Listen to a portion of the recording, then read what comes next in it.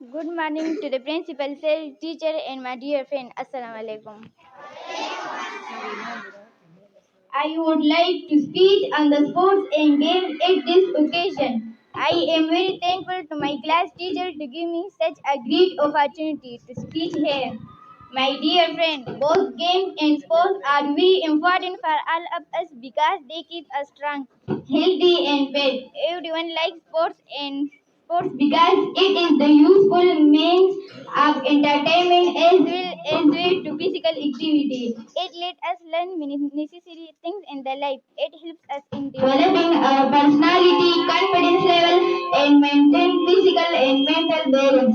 Sports and games are activities which makes a person more capable with a high level efficiency. It makes us capable to do any hard work in the modern education. The sports has been made an integral part of the education to make education tension-free and enjoyable.